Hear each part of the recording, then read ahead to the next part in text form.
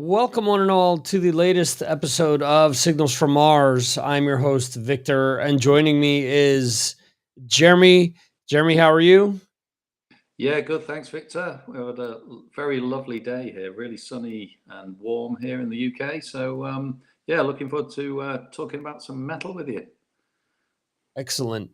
Uh, just real quickly here, the video just went black. so, anyway, we will. I don't know if you want to try to reconnect. If not, we could just go for it as is. Yeah, I don't know what's happened. I'll try and reconnect. You have a little chat for 1 second, and I'll come back Okay. in. Okay. Sure. So, we're going to be doing 2 months worth of album reviews here today. Um, there was just a bunch of things going on due to illnesses and family issues that prevented us from doing these shows. The previously scheduled show anyway, and we're here to make it up with 2 months. We're going to be doing March and April today. So hopefully, you guys do enjoy the episode. Um, Jeremy is trying to work out some technical difficulties here, and hopefully we can get all that sorted out in a second. There we go. All right, Jeremy is back. Yay! Awesome. Yeah. So, as I was mentioning, not quite back in black, but just back. Not quite back in black. We want to keep you still visible here. So, we're gonna go back to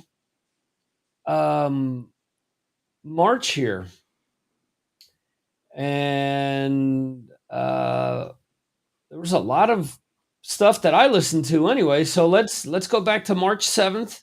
We had new releases from Christian Mistress, Edge of Paradise, Mind Wars, Raging Speedhorn, The Wild Hearts, Cryptosis, Destruction, Gray Mountain, Caballero, Void Chaser, Sacrosanct, Overdrivers, Sculpture, Amber Asylum, Deathless Legacy, Rainbows Are Free, Spirit Box, Whitechapel, EP from Crown Magnetar, and Reconciler, reissues from Disturbed, and Alter Bridge. Jeremy, what did you listen to?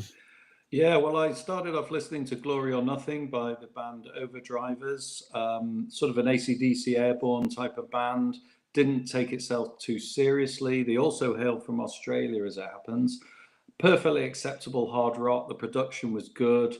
It's just that they don't really write very good sort of hooks or melodies. Not only does the songwriting let them down a bit, but it's also a little bit pedestrian as well. So it's all a little bit of a shame because I was hoping it would be, somewhat better than that. I listened to Night Wolf by the British extreme metal band Raging Speedhorn. That was a lot better. This is actually studio album number 7 for the band. I'm not always kind of won over by this type of music, to be honest, including the vocal style, but it did have, a good edge to it. The rhythm kind of reminds me of bands like Clutch. The guitars sort of, they bite down quite hard. And, it was a considerable sort of effort made, really. Decent songs. Just let down a little bit as well by the sort of similar pace to the songs and the riffs on some of the songs. So again, I couldn't really pick it as my album of the week. I moved on to Silver and Gold by Rainbows Are Free on the Ripple label. This is a heavy stoner band from Phoenix. You kind of know what you're going to get, from that kind of band. It's a decent listen, but I did have a few misgivings about the vocalist abilities. So again, not going to choose that one. So I was kind of a little bit lost as to what I was going to choose, but I kind of went for the deluxe edition of One Day Remains, the debut album by Alter Bridge. I can't say I've ever been a big fan of the band.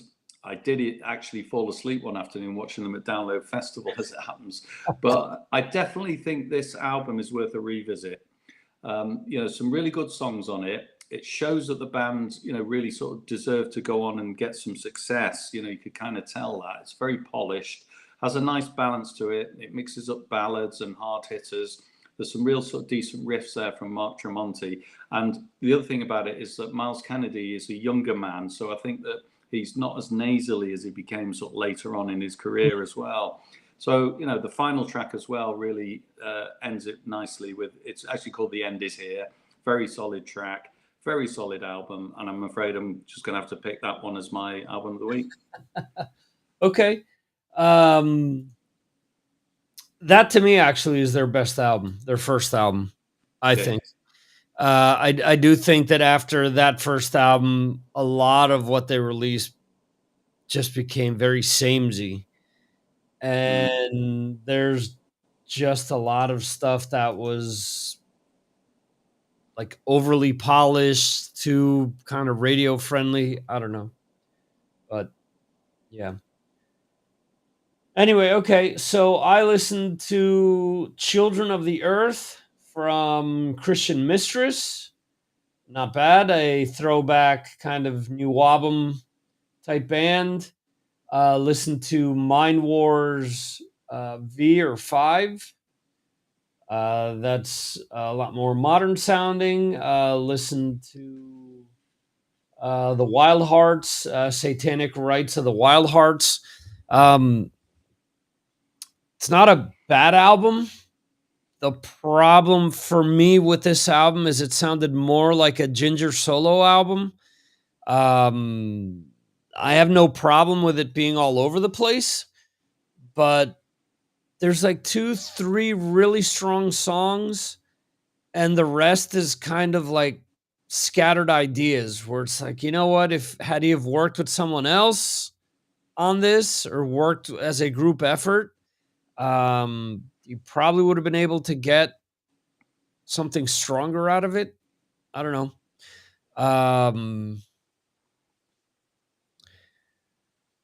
And I also listened to Edge of Paradise Prophecy.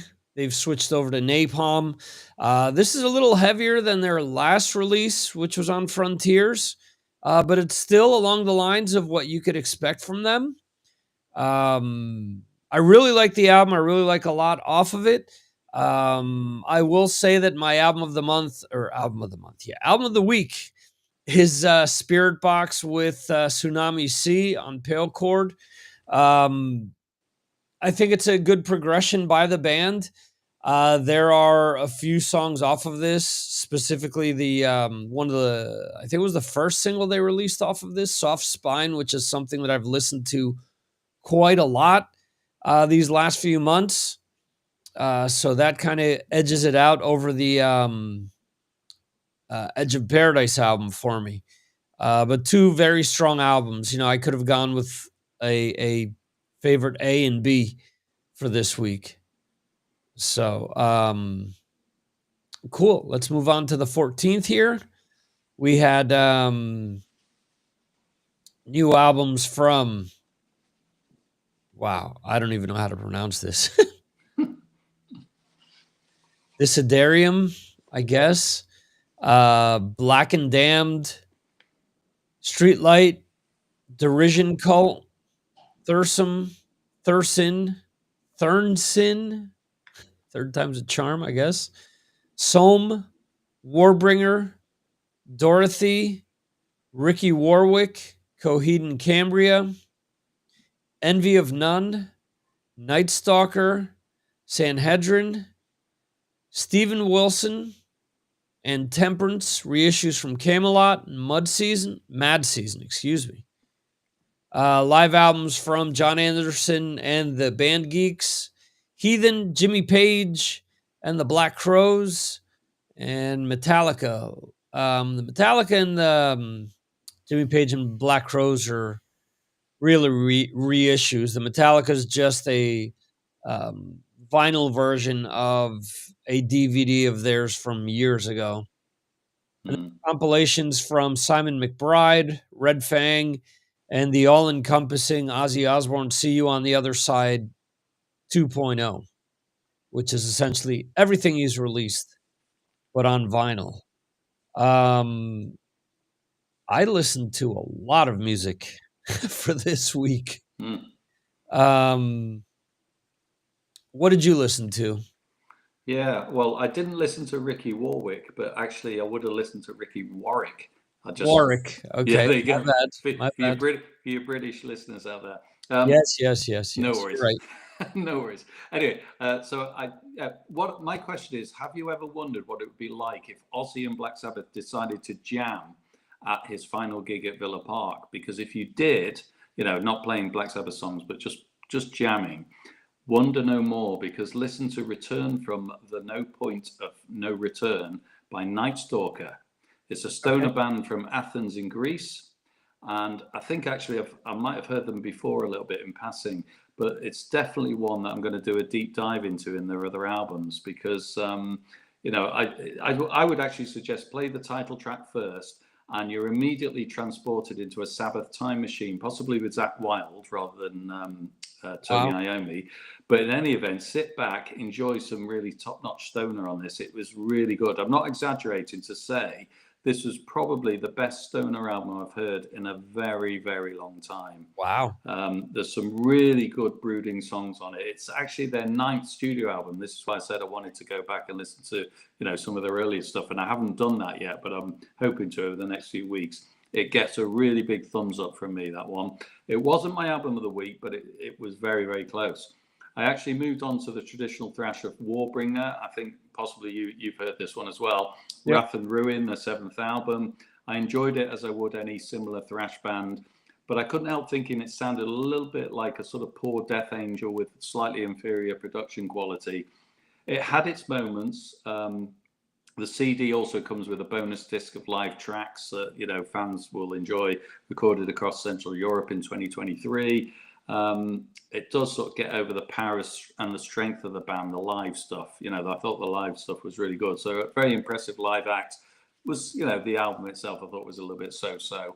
But I guess really no surprise to you that my album of the week goes to Sanhedrin, the New York three-piece. It's their 4th album. I think it's possibly their best album. It's called Heat Lightning.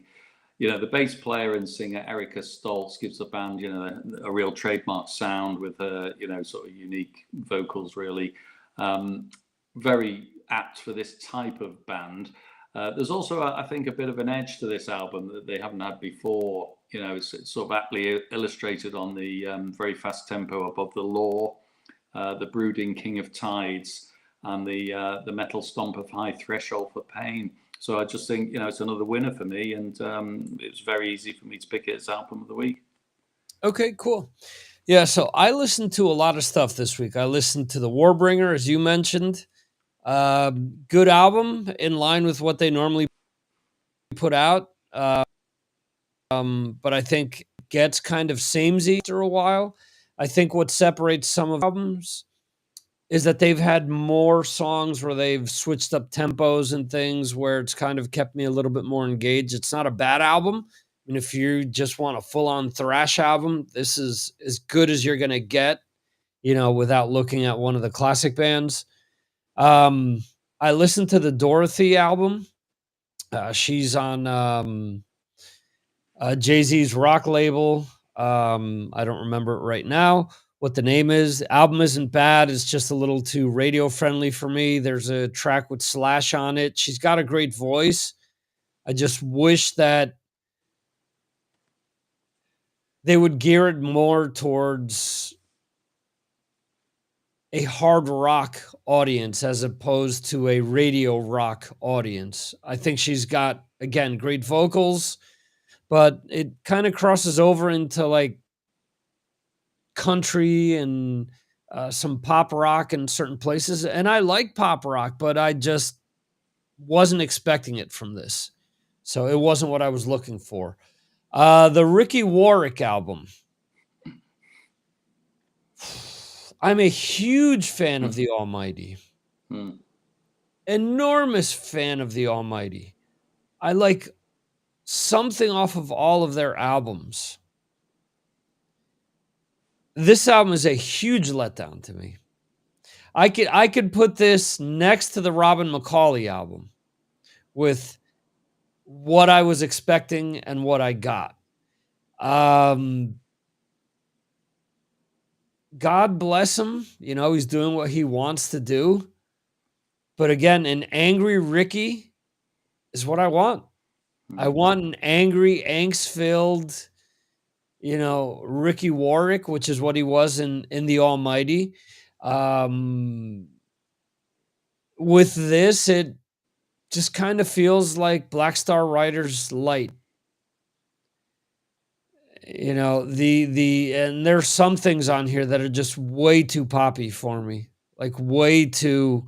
The track that he does with Lita Ford, I listened to that. I was like, wow. I'm not a huge Lita Ford fan. I'll admit that. And I was thinking, how's this going to pair up? I hope it isn't Close My Eyes Forever Part 2. It wasn't, but it's still, let's get a few plays on radio out of this one type of a deal. So it was kind of a letdown for me. Coheed and Cambria completely lost me as well. The Sanhedrin, I think, is very good. Just to give you guys a little something different, I recommend the Sanhedrin as well. But I really like the new Envy of None album called Stygian Waves. This is Alex Lifeson from Rush, his new band, second album with a female singer. This is a little less experimental. It is experimental, but not as much as the first album. It seems like they've found more footing. There's a little more rock, quote unquote, to it. But by saying that, I don't want to alienate anyone. This is geared more towards 90s alternative rock. It's geared more towards like what Garbage was doing in the mid 90s, late 90s type of a deal. If you're into that, I would definitely recommend you check it out. I think it's a change up where, listen, you could hear me bitch about things being too poppy, and you may listen to this and say, well, this is all full of pop. Okay, I guess, but it isn't a rock band trying to chase a fad, in my opinion. It's somebody trying to touch on something that was popular at one point, as opposed to just putting out something that was slick modern production to try to get on radio now. I think Alex Lifeson doesn't care about getting on the radio, and he's trying to write music based on the members that he has in the band and trying to leverage them to the maximum of their ability personally. So if you're into that, if you're into 90s alt rock, if you're into Garbage, check it out.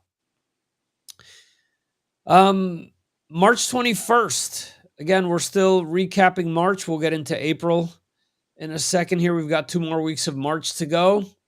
New albums from Imperial Triumphant, Bloodywood, Dead Bars, Pop Evil, excuse me, Evil, Katla, Cradle of Filth, Dissocia, Aversid, Cabal. Actually, Cabal came out this month. I just listened to it. Orc, O period, R period, K period. Not sure what it stands for. Goddard, Lordy, Withersake, Nidvind, Izzy Rain, Foxy Shazam, Gates of Hell, and Spirit World.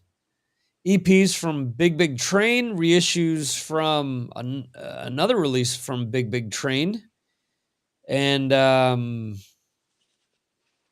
Finnish band on Ripple, Visgard Suden, and the Rush 50 compilation. Well, we had Ozzy releasing absolutely everything on vinyl the previous week. We had Rush do it the following week.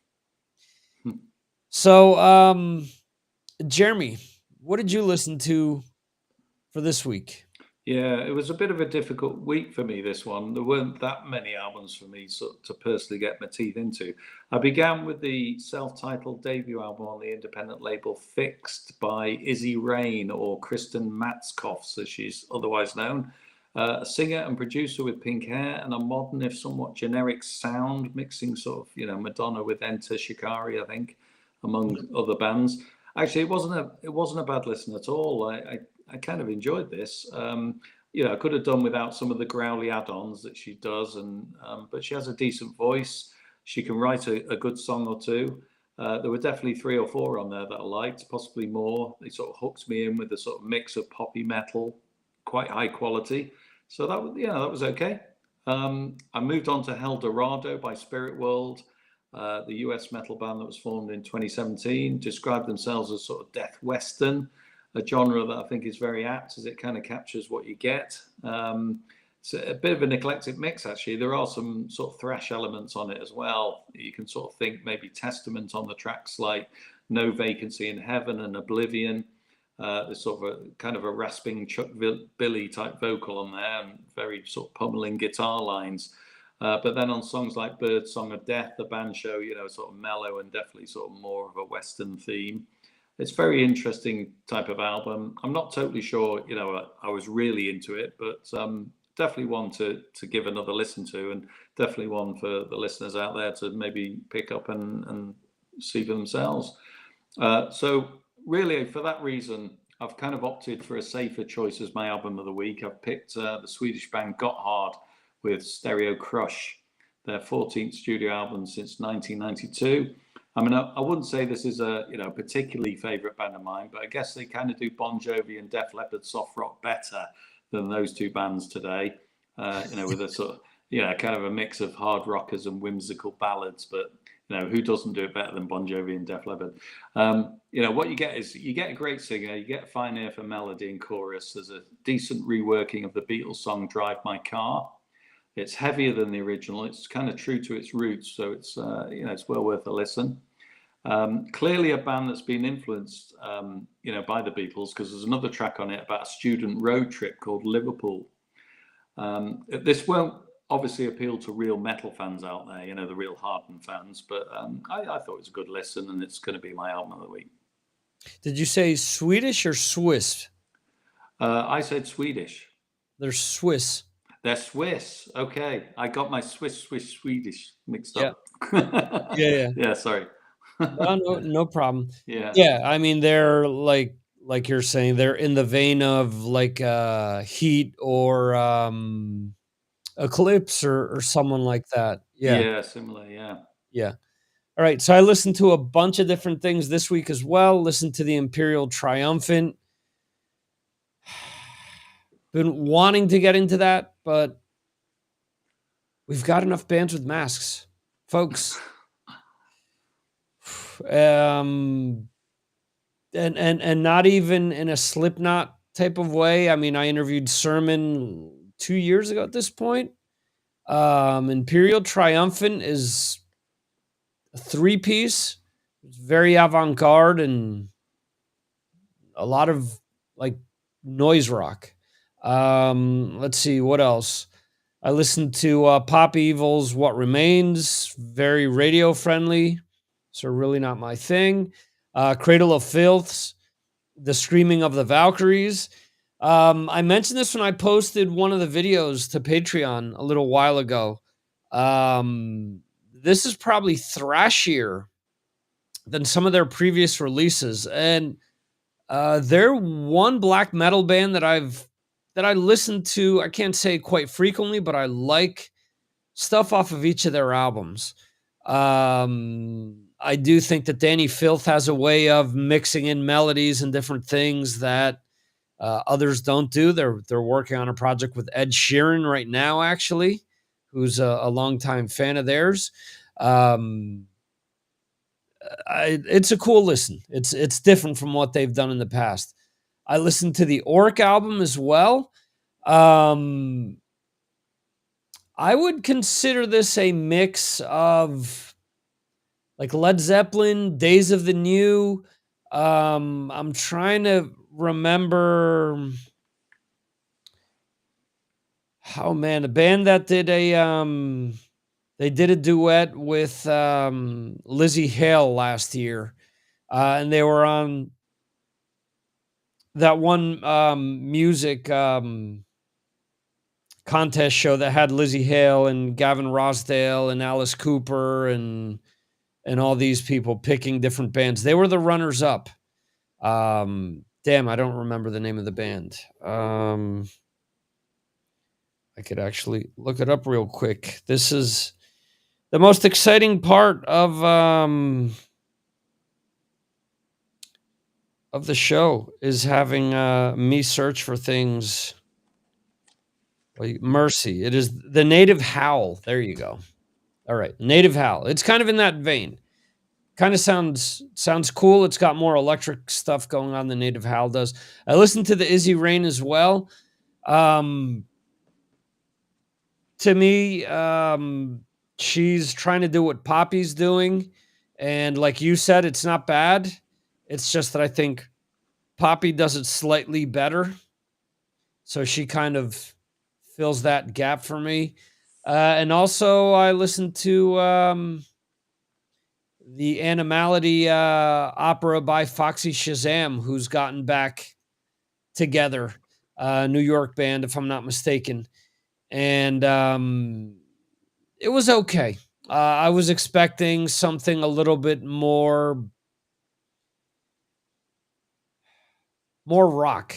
That's how I'll put it. This is kind of bluesy. It's kind of experimental. It's not, and I'm not a huge fan of theirs. So, there could be some diehards that say, you don't know what you're talking about. But my album of the week will be Bloodywood with New Delhi.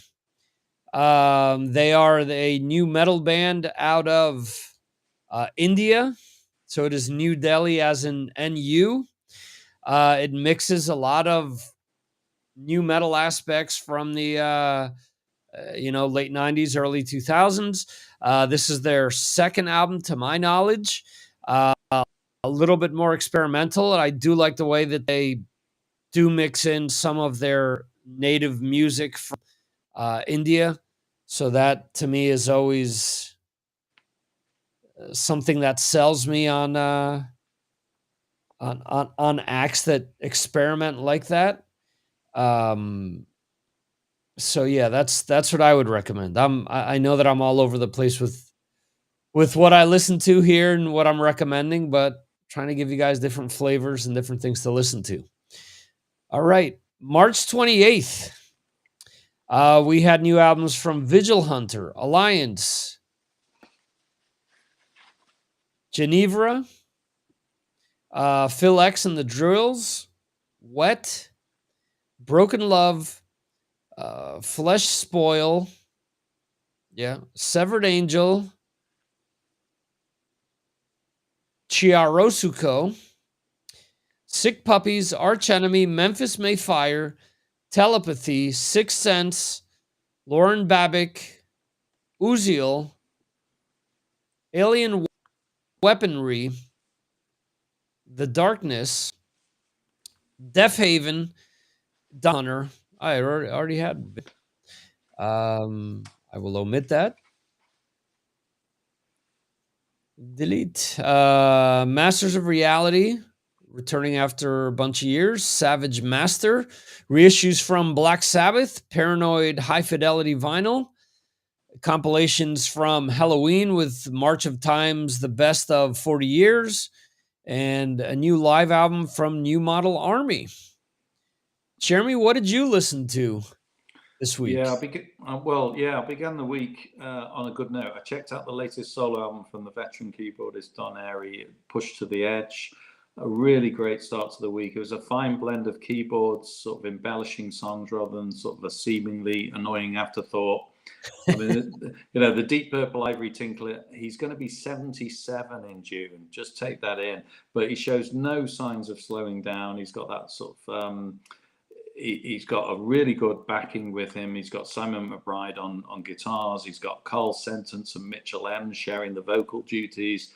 And he's also got, he's got the greatest gift to 70s hard rock. He's got the Hammond organ, which he's pummeling away. It's actually an A100 for the purists out there. I have no idea what that means, but that's what he plays, and it sounds fantastic. It's I mean, it's a solo album, and it's you know, there's some variation on it. There's a little prog here and there. There's some Arabian influence. There's a touch of keyboard, sort of Queensryche in there, in the song "Rock the Melody." Not every song will be to everyone's liking, of Right. course, but you know, no expense has been spared on the mixing, the production. Really fine listen. You know, if you like old school sort of 70s rock, you're going to enjoy it a lot, and I did. So then I moved on. I checked out the new album by The Darkness called Dreams on Toast, a really nice pun on that old British favourite. Um, you know, I enjoyed the first two albums that they did, but like sort of Guns N' Roses, I think they faded a bit after that. You know, the joke wore off, I guess. But I think there's a certain maturity on this album. You can sort of if you can describe The Darkness as a maturing band. I mean, there's some, you know, more laid back Queen influences, that's I'd say, than the hard rocking AC/DC on this one. And I don't think that's a bad thing. They're quite good at it, as it happens. It's just that, you know, the Darkness for me were a sort of a jokey band, sort of intended to make a bit of fun, and make rock fun, and that's what they did when they sort of burst on the scene about 20 years ago. And this album doesn't do that, so you've got to sort of get your mind around that. They do have the daft lyrics, of course, and they just aren't as ridiculous as they used to be. So, you know, if you really want something more ridiculous, we'll all wait for the new Spinal Tap film that's coming out, you know, later this year. So that was okay. But I guess it was really a toss-up for me whether to go for the Don Airey album as my album of the week, or this one, which I'm going to pick. It's Dark and Dangerous by Savage Master. I must admit, this was a new band to me, but they'd actually formed in 2013 by Adam Neal on guitar and the vocalist Stacey Savage, and they come from Louisville in Kentucky. What you kind of get is a sort of evil and occult-inspired metal, sort of very much in the, you know, the new wave of British heavy metal style. So there was a lot for me to like, at least. It was kind of paced quite right. It's heavy enough without being sort of over the top or amateurish. And I kind of like the female vocalist as well in that style. So there was a lot of ticks there. One or two songs, a little bit pedestrian, okayish, I guess, but good listen overall. And if you kind of like sort of Joan Jett, Suzi Quatro, Rock Goddess, Girl School, you know, that sort of sound with the sort of heavy new album style, you're gonna kind of dig this. So yeah, I'm gonna pick that one as my album of the week. Cool. Sounds interesting. So I listened to a bunch of different things. I did listen to the Don Airey album. Similar to what you said, album does not disappoint. It's heavier than what I expected as well. You know, I think it might actually be better than what he's releasing with Deep Purple, to be honest with you, Mm. because it's a little bit more in the vein of what I'm into. Mm. So yeah, I listened to the Bon Jovi guitarist Phil X and the Drills album. This album has been written over the last, I believe, decade or so. There's some tracks off of this that are really good, and there are others that are just not there. But I do like a lot of it. I listened to Sick Puppies, Wave the Bulls, a few tracks off of it that I really enjoy. But for the most part is radio rock. Let's see. I listened to the Deaf Haven album, Lonely People with Power. In vein with what they've done in the past, some melodies, a lot of noise rock going on. Let's see. I listened to the Masters of Reality. I really like a lot of their earlier music. There's the first album that Chris Goss has released in a long time, and he's teamed up with Alan Johannes on this one, but it's a lot mellower than what I wanted from them personally. I like when they get into the deep, heavy, thick Sabbath like riffs, because I think that they do it well, but it's just not present on this album.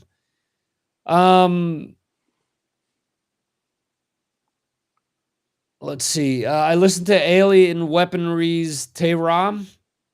It's a good return for them. I really enjoyed their debut album. I think the second album, maybe they rushed to put it out and it wasn't as strong. I do think that this album, not as good as their debut album, but still has some really cool mix of new metal, some again tribal music from New Zealand, the Maori influence. I hope I'm pronouncing that correctly. So I really enjoyed that. But my album of the week is gonna go to a band that I kind of gave up on and said, I'm done with their heavy and growling, and then we get to the Eurovision-y happy chorus all of a sudden. It's Arch Enemy with Blood Dynasty. I really enjoyed this album. It's their first album without Jeff Loomis in some time. Joey Concepcion from Connecticut, who I interviewed a few years back, is now the second guitarist in the band. The musicianship is great. They've let Alicia Goose White include some more harmonies this time around, some more clean vocals, which I think helps, at least for me, brings more interest or interests me more in the album. So that's why it's my pick. I was thinking, oh, just another Arch Enemy album, and I was like, a lot of the songs really stood out to me, and I really enjoyed it. So before moving on to April, I'm just going to recap here the albums that we picked for March 7th. Jeremy picked the One Day Remains 20th anniversary from Alter Bridge. I picked Spirit Box's Tsunami Sea off of Pale Chord. For March 14th, Jeremy picked, I didn't write it down. Sanhedrin. Yeah, Sanhedrin. How did I not remember that? And I picked Envy of None. For March 21st, Jeremy picked Goddard's Stereo Crush, and I picked Bloody Wood's New Delhi. And for the final week in March, Jeremy picked Savage Master with Dark and Dangerous, and I went with Arch Enemy Blood Dynasty. So there's a lot of good music that came out that month.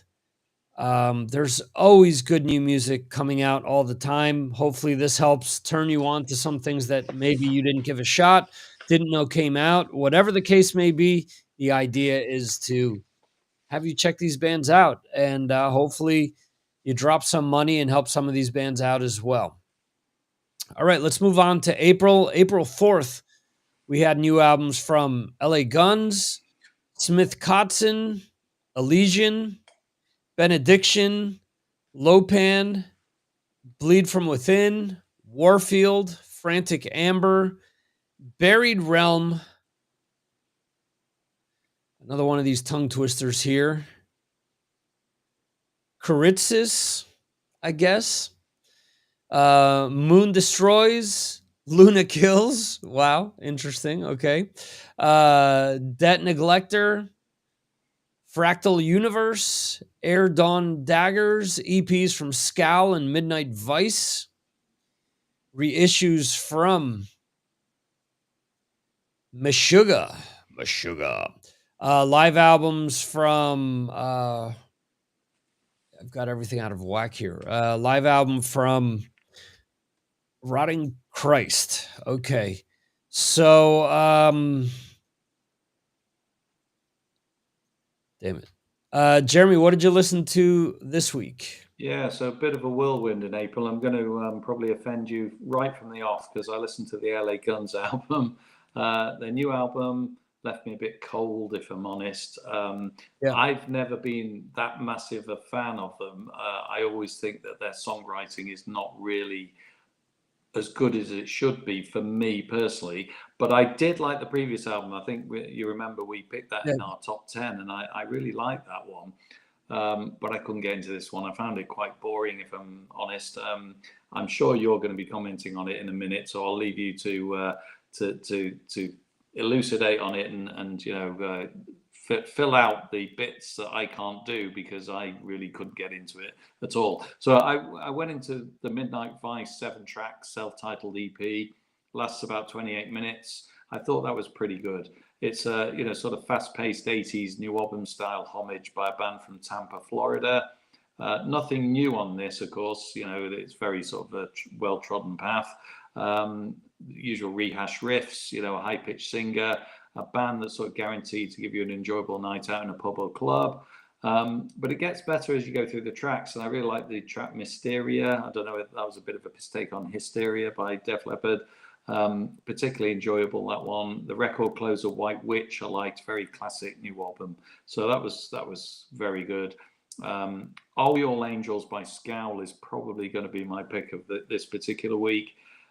It's the second studio album from the Santa Cruz, California outfit. Has its roots, I guess, in sort of Blondie, Nirvana, lots of alt rock and punk, that kind of music. There's 11 songs on it. They don't outstay the welcome. I think you sort of described it as an EP. You're probably right. As you can imagine, it's a sort of fast-paced, punky band. But what I like about this is the song construction. There's a real sort of variety to it, which you don't always get from these sort of punky, short songs. I love the female vocalist, Kat Moss, throughout. I think she really sounds good, especially on Not Hell, Not Heaven. Great tone to her voice, really sort of molds well into the music. And so definitely gets my nod for album of the week. I enjoyed that one. Cool. I'm surprised you didn't check out the Smith Kotzen album. No, didn't. As it happens. There you go. Gonna have to do some homework for the end of the year. Okay, so for me, I listened to the LA Guns. I think their last two albums are a bit weak, to be honest, and I'm a huge fan of theirs. This album has some good tracks on it, but there's just a lot missing on this album personally. The new Allegiant album, the Ossuary Lens, came highly recommended. It is a death metal album and just not up my alley. Listen to Benediction, Ravage of Empires with John Setti, a.k.a. Giovanni Durst, formerly of White Wizard. And it's an okay album. Just gets kind of samey after a while. Bleed From Within, their new album. They're back after a bunch of years. Mix of guttural vocals with some clean melodies, and it's all right. Nothing new. Warfield with the Old Breed. Classic thrash with a bit of a more like black metal type vocals to it. And I will have to say that my album of the week is Lopan, Get Well Soon. Lopan has members of the original version of Godsmack. It's got their original guitarist and drummer, if I'm not mistaken. At least they used to.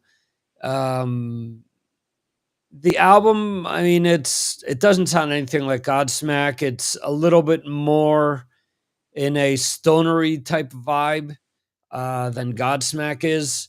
It's not bad. It's not anything revolutionary or anything new, but it's still my album of the week. April 11th, new albums from Epica, Cabal, Ye Brandish Privateers, Celestial Sanctuary. I think I may have mentioned that already. No, some other Celestial stuff. Okay.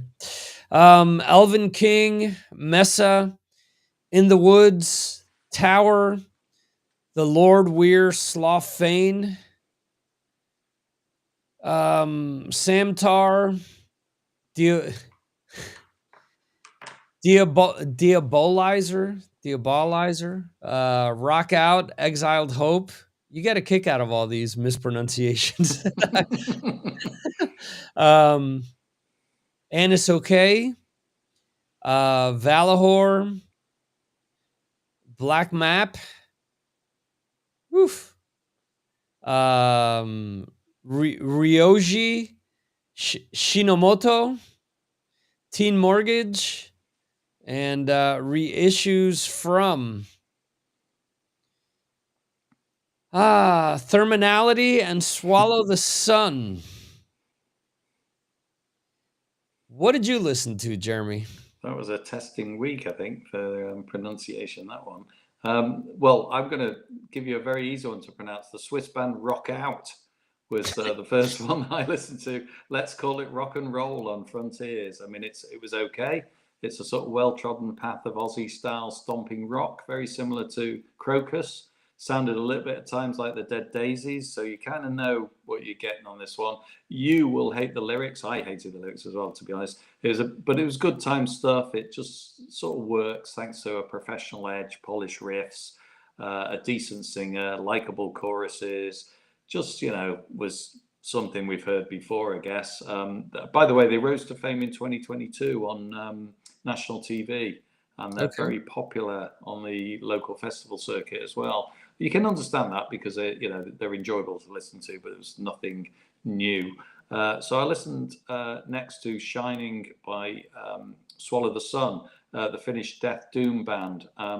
This one has sort of everything you might expect. It's very well crafted. I really like the haunting, clean vocals and characteristic melodies.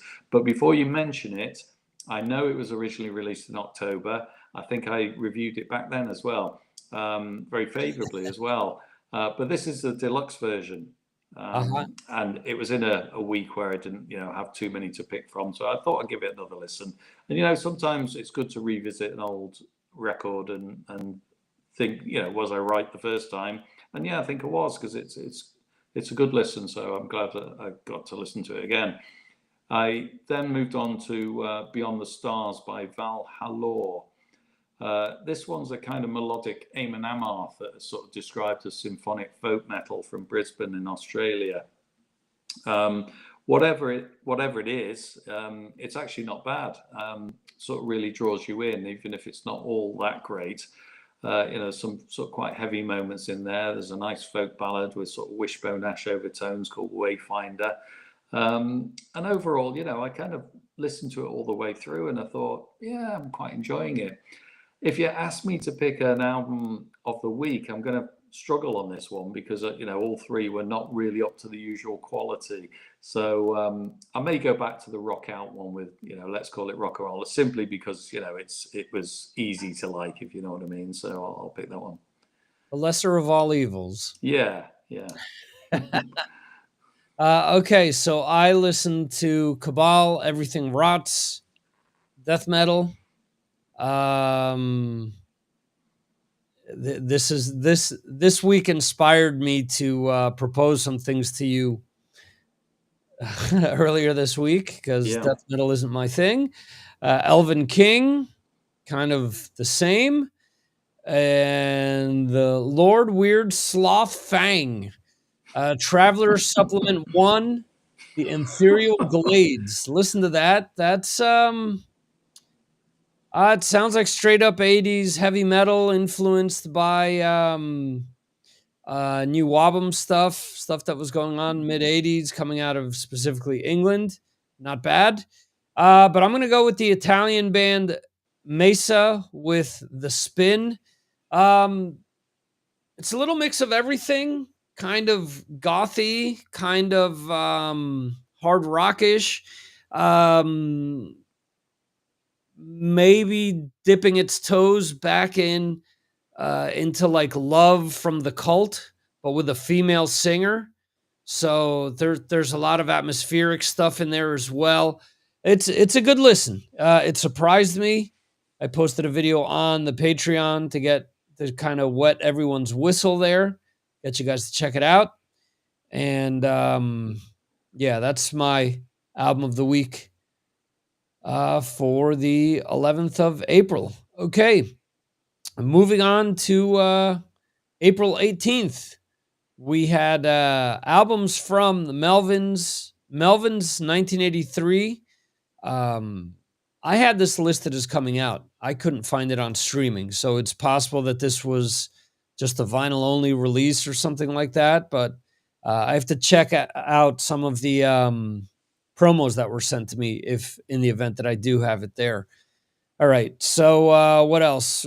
Albums from Therion, Lick, Lauren, Lohimo, Sick and Beautiful, Extraminitus, Fractured Fairy Tales, Empyrean Sanctum, Dormant Ordeal, Super Heaven, and Myonique X Uroson. Okay, and reissues from what is this? Okay. I've got this mixed up here. All right, so I do apologize. So it looks like that last one was an EP. All right, so reissues from The Quill and from Sweet. Compilations from Madball, True to the Game, The Roadrunner Years. Okay. Jeremy, what did you listen to for this week? Well, without wishing to sort of bring the tone down too much, this was a week in which my dad died, and so I didn't listen to anything at all in the week of it. For obvious reasons, didn't Right. listen to any music at all. I'd written down that later on I did listen to the Super Heaven album. It's an alt rock band from Daylight, apparently in Pennsylvania. I didn't know there was a place called Daylight. It sounds really good. Oh, there's a lot of weird names in Pennsylvania. There we go. I never really went back to listen to much, and I think partly it was because I looked at the list of albums and band names, and nothing really sort of shot out at me. And I'm kind of glad that week is kind of empty. So I'm going to leave it empty for me personally, Okay. and I'm going to let you say what you thought was good. Yeah. So first of all, condolences to you for the passing of your father. Thanks. So that's, more than understandable. I listened to the Therion album, Beyond the Darkest Veil of Time. Not my thing. Symphonic metal. The Lauren Lohimo. This is another project that Frontiers has put together, similar to what they've done in the past with Russell Allen and with Bjorn. But this is their female version with the singer of Battle Beast and the singer of Smackbound. Again, just too melodic for me. Just too. It's Frontiers. It's your typical AOR Frontiers put together project. There's plenty of people that love it. If you like it, check it out. What else did I listen to here? I listened to Lick Necro. That is death metal also. But my album of the week is the Italian band. I've picked two Italian bands straight. Sick and Beautiful with horror. Horror Vacui, I guess is how you pronounce it. That I guess is Latin or Italian or a derivative thereof. But I dig this band. I really enjoyed their last release as well. It's a mix of industrial hard rock. If you like Rob Zombie with female vocals, it's kind of what you're getting here, without as much grunting and with a little bit more searing vocals. Now we come to the 25th of April, which by far to me is the strongest week in April. I'm going to be honest with you. I think when I started listening to a lot of the releases for April, this month was kind of a letdown for me because I think every month previous to this has been fairly strong, where even with March, there's a few weeks there where I was like, damn, what do I pick? There's several things here that are that are strong. So yeah, so this is by far to me the strongest week in April. I don't know if Edgar Winterson is telling us he's pregnant or just that he showed up late to the show. Edgar, welcome aboard, sir. All right, so there's a lot of things that came out this week. We had the new album from Ghost, new album from Machine Head, new album from Wednesday 13, Russ Ballard, Liv Christine, Elevatier, Heat, Caliban, Trick or Treat, Harem Scarum,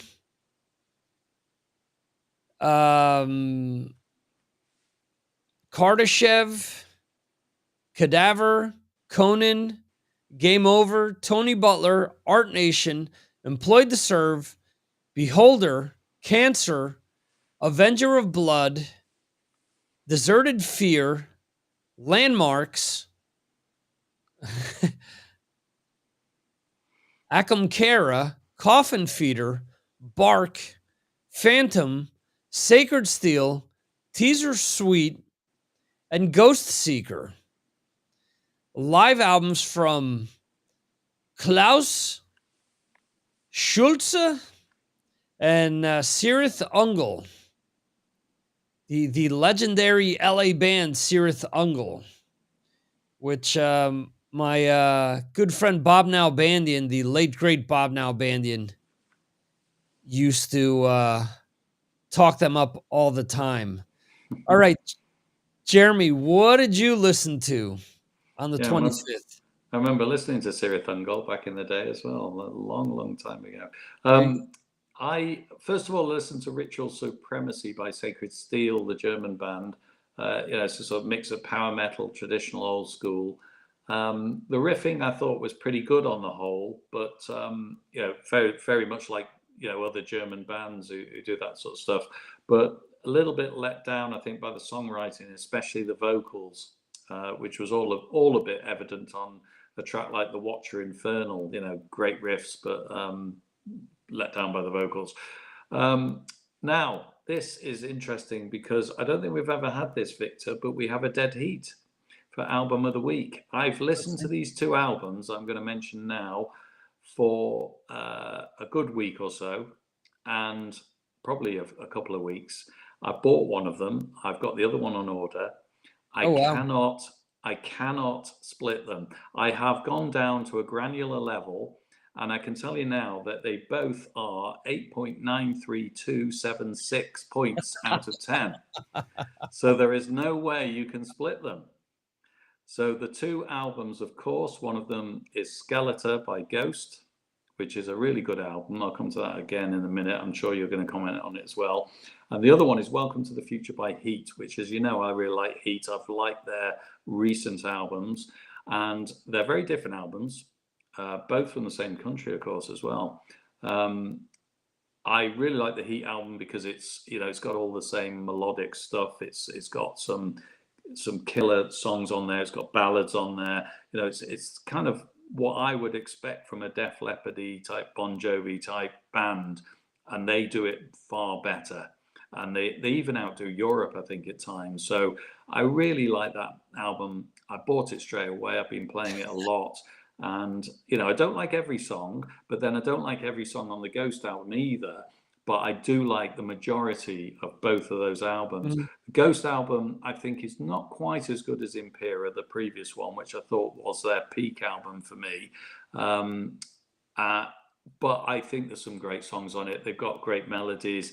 There's a reason why Ghost are very popular, and you only have to listen to their songs to understand it. They have a great commercial aspect to their music, but they, the lyrics and their sort of the way they project those songs with that sort of mystique, that sort of early Black Sabbath type mystique. They don't have to play it all very heavy, but they certainly know how to construct a song, construct a chorus. So yeah, those two albums for me, I can't split them. I'm not going to choose between my two daughters, so I'm not going to choose between those two albums. They are the very first tie of the week. Okay. So I listened to Unatoned by Machine Head.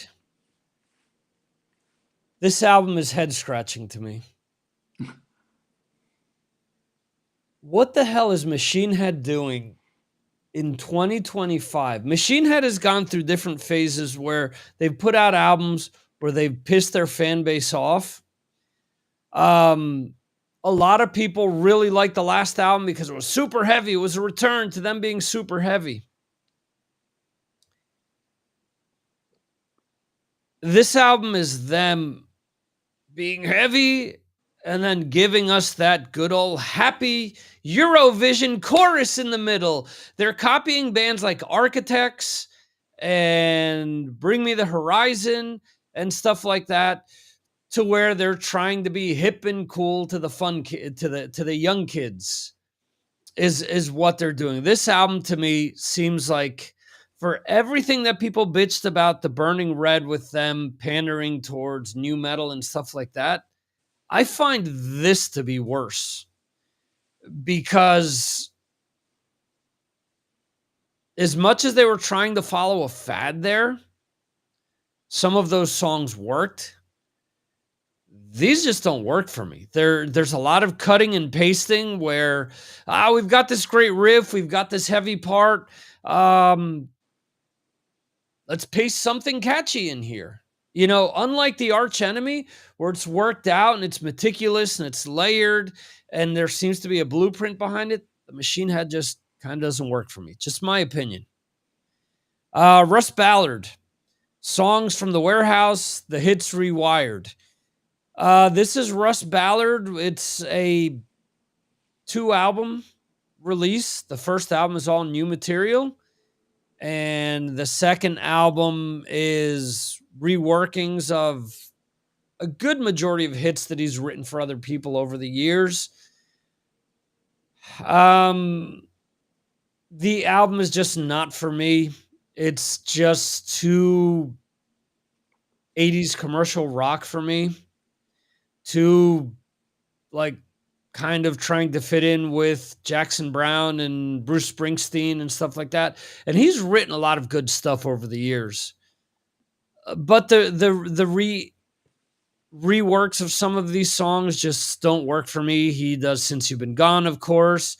He does I Surrender, which was another Rainbow hit for Rainbow. He does Voices, which was a song that made it on Miami Vice, which I really like. That's like one of his only, like, quote unquote hits that he only did. It's been covered by other people, but not like New York Groove, for example, or God Gave Rock and Roll to You, which Ace Frehley and then Kiss made those respective songs more popular.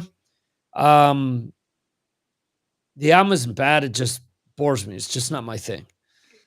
What else? Caliban. Just full on death metal, just not my thing either. This week does have a lot of other stuff in the vein of Heat. Trick or Treat, Harem Scarum, Conan, which I didn't check out, but that's a little bit more of like stonery with death metal type vocals. I didn't get a chance to check that out. That's something that I'll check out. The Beholder album is something I'll check out as well. But for me, it's funny. I've been deliberating since checking these albums out. Damn, I'm going to have a tie. So when Jeremy just said that he was going to have a tie, I said, heck yeah, I'm going to have a tie as well. So my tie, I'm going to go with the one that Jeremy already mentioned. It is Ghost with Skeleton. I think you're right on the money. The good tracks on here are great. The other tracks kind of remind me of their earlier material, where it was more hit and miss for me, where Imperia was really good except for one track or 2 tracks. The album before that, I forget its name. Melioria. Yeah. So Melioria. that one is similar to Imperia as well, in the sense that there's 2 tracks that that I kind of wasn't into, and I was really into the rest. There's still a lot of stuff off of those two albums that I listen to all the time. So, Skeleton by Ghost is my one album of the week, and my tie. Man, did this surprise me. It is Wednesday 13 with Mid-Death Crisis. I've liked stuff that Wednesday 13 has released over the years, but this is probably my favorite album that he's released. It's just solid from beginning to end. It's one song after another, and it's like, nope, that one's as good as the last one. Is this one a skipper? Nope, this one isn't either. I really enjoyed this album. It really harkens back to the stronger parts of what he's released that's kind of drawn me to his previous albums.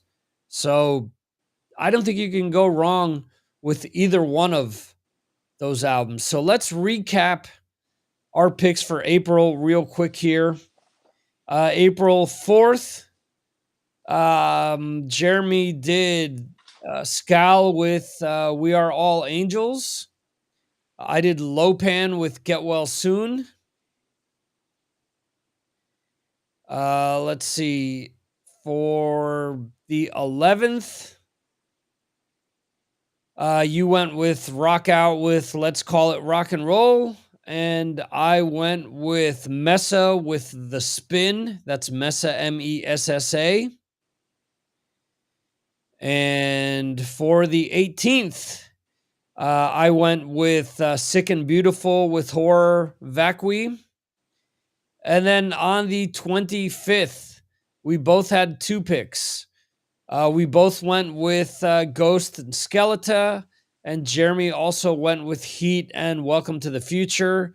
And my second pick was Wednesday 13 with Mid-Death Crisis.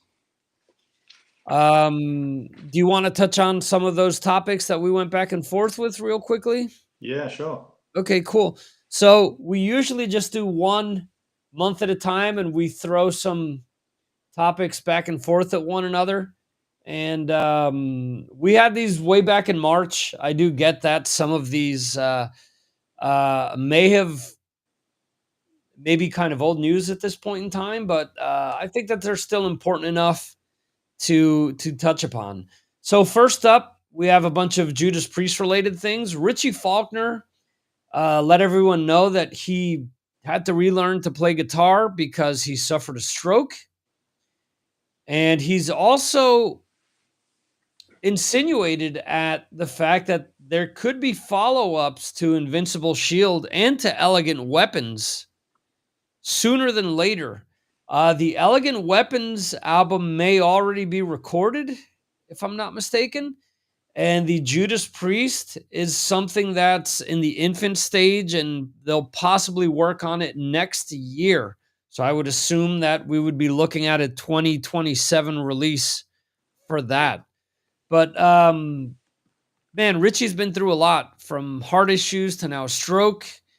And for anyone that's ever doubted his place in Priest, I think that people have kind of let up on that with all the things that he's gone through and come back to the band and help the band carry on.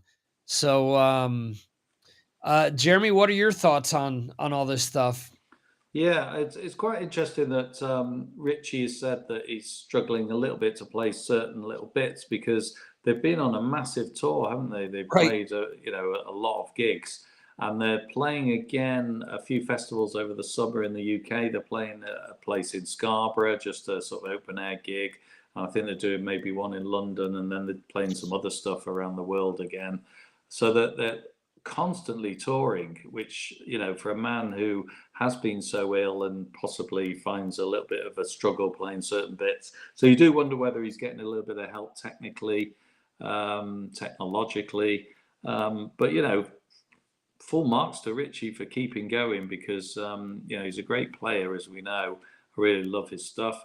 Talking about the albums, the two albums, it's going to be difficult to top those two because I really like those two albums. I think they're great. I've listened to Elegant Weapons a lot since it came out. I bought that one Really good album, really good album. And so was the Judas Priest, as we know. I think it was probably my top album of the year.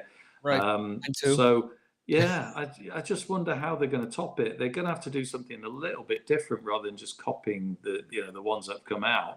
And I just hope they don't. It's not a step back, because you don't want to peak and then put out something that's not quite as good. But would be looking forward to hearing both. So if the Elegant Weapons comes first, maybe later this year, that'll be great. As we know, Judas Priest probably won't be till next year. But listen, they're old guys. Richie's not as old as the rest of the band, and some of the older guys in the band. And we just have to be thankful that Richie and Judas Priest are playing, still playing together. Yeah. And long may it continue. And I just hope Richie keeps well. Yeah, I agree. And much to your point, I've heard that Andy Sneap has said no to producing or mixing other people's stuff at the moment. So that makes me think that he's just going to focus on the Priest stuff. And Yeah. maybe they're feeling that pressure, that Invincible Shield and Firepower. When Yeah. Invincible Shield came out, remember, I didn't like Panic Attack initially because I was thinking, oh, that intro sounds like Turbo, and then the chorus is kind of generic and this and that. And then that album won me over big time. You could, you could almost make like a greatest hits out of just those two albums, because you could combine both and really be the twin turbo album that we were all kind of looking for,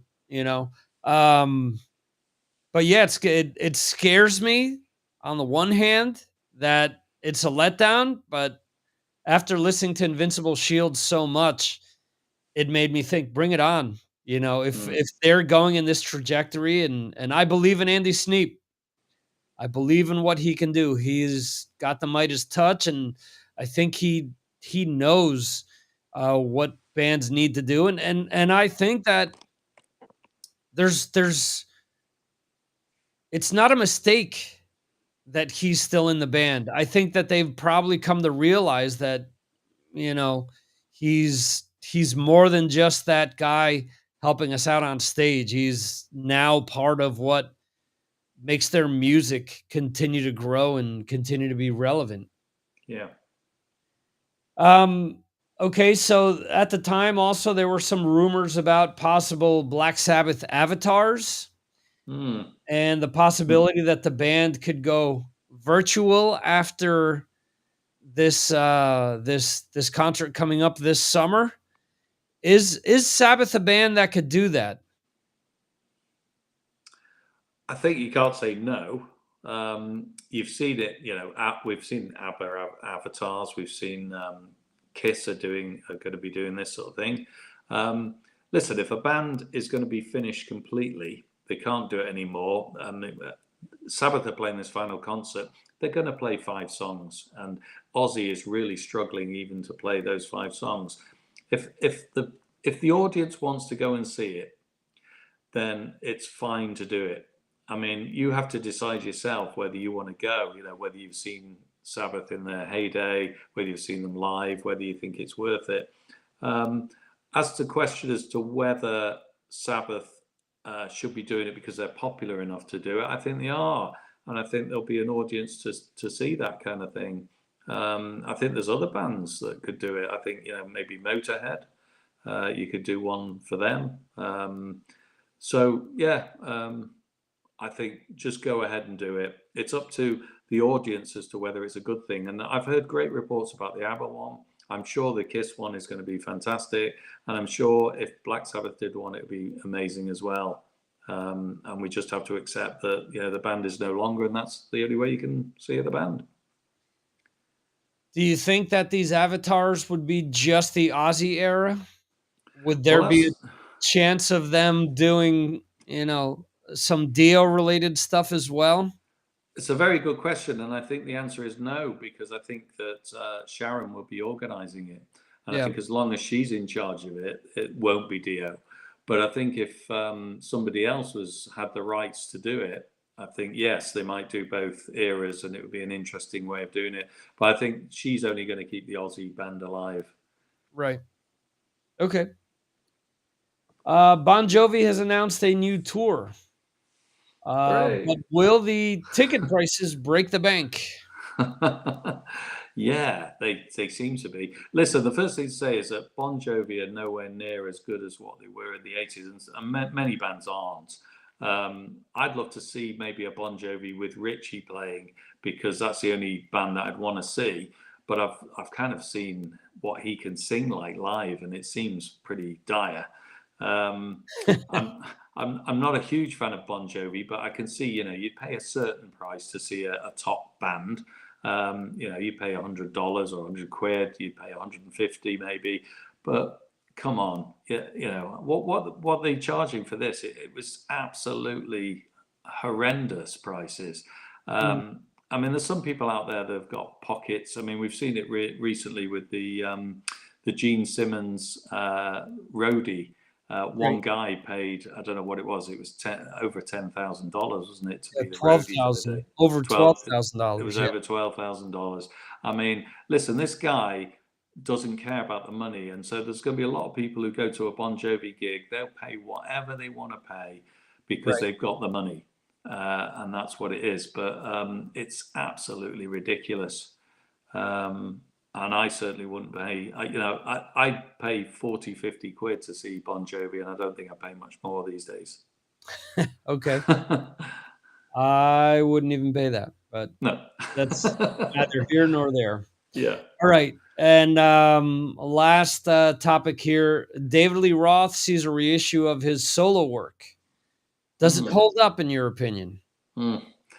You know what? Dave seems to be really enjoying himself. That's the first thing I would say. Every time I see him playing live and doing stuff at the moment, he seems to be really enjoying himself, and he's kind of reinventing himself. He kind of wants to play more gigs and play songs, and he's coming out with various songs and various stuff. And I think that's good, because there's a lot of people out there who like Dave, a lot of people who like Van Halen, and as we know, Eddie's dead now, and you know that he's keeping the songs alive in terms of Van Halen, and he also has his own stuff as well. And I liked a lot of his early stuff. Mm, I thought his solo albums, the first couple of solo albums were great, but they have a bit of an 80s sort of sound to them, 80s sort of 90s sound. And maybe today they sound a little bit, you know, old. That's what I'd say in terms of the production or whatever. Um, I think Dave should just do what he wants to do. I think, again, the audience will determine. Does it appeal to me personally? No. I've had enough of Dave Lee Roth. I don't need to see him. I don't need to see him live, and I don't need to see him again. I want to remember him playing in Van Halen or doing his first couple of solo albums. And I've got all that, on vinyl. I've got it all on CD. I'll get those out now and again and really enjoy it, because Dave was Dave in his heyday. I don't want to see an old Dave doing stuff now. So for me, he doesn't need to re-record. He doesn't need to re-release. He doesn't need to even issue anything. If he wants to play a few gigs, that's fine. yeah, at M3, he was looking like Elvis from one of his reunion specials there, all in black leather and with the handkerchief around the neck, Hmm. with the 4 backup singers as well, handling the heavy lifting for a lot of the songs. But yeah, I got to say, Eat 'em and Smile to me is on par with those classic Van Halen albums he was on. I would Hmm. personally take that over any of the Van Hagar albums. Um, Skyscraper, I think, is very strong as well. I think it got a Hmm. bad rap back in the day. Um, a Little Ain't Enough has its moments, and Your Filthy Little Mouth, which is the last one that's included in that box, is I just did not. I've never gotten into that album, No. and that's No. your typical album that, to me, you pull it out once a year and say, "Now, why didn't I get this album?" There's people that I know that like this. Let me check it out. And you start to listen to it. It's like, wow, this isn't good. Mm. The lyrics aren't good. The Yeah. guitar playing isn't as good as, let's be honest, Steve Vai, Jason Becker. These are Mm. world-class guitarists, Yeah. especially when those albums are recorded. So, in any event, we've covered a lot of material today. Um, I do appreciate Jeremy coming on here and talking music. Like I said, it's important to get the word out for new music that's coming out, whether it's from bands that you love and don't know that they're releasing new music, whether it's a band you've never heard of and we've described them and you want to give them a shot, or even if it's something that we mentioned but we didn't even talk about what they're about. Sometimes you can check out the labels that they're on and kind of get an idea with what that label is signing. And there are other times where it's a crapshoot. So thankfully, with streaming, you can check out as much of this stuff as you want. But I stand by what I said before. If you like something enough, fork some money over, support the bands. Find out, go to their websites, find out where they're selling their albums, and maybe you can't pick up a vinyl, but you can pick up a CD or a T-shirt or something along those lines. Help them out. The greatest thing that I hear all the time is, "My wife is going to kill me. I've spent way too much money on music this month, and it's all your fault." Yeah. So I like hearing that. Their wives may, put a brick in their pocketbook and hit me over the head one of these days, but is what it is. In any event, folks, thanks for listening. Thank you, Jeremy. Thank you, Edgar Winterson, even though you showed up late. Thank you to all the people that jumped in and watched this show live tonight. I do appreciate it. And thank you to anyone that's watching or listening to this show after the fact on YouTube or Rumble or any of the other platforms where you can check this video version out, or if you're listening to the podcast version of this. Thank you so much for your support. We will see you next time right here on Signals from Mars. See you, folks.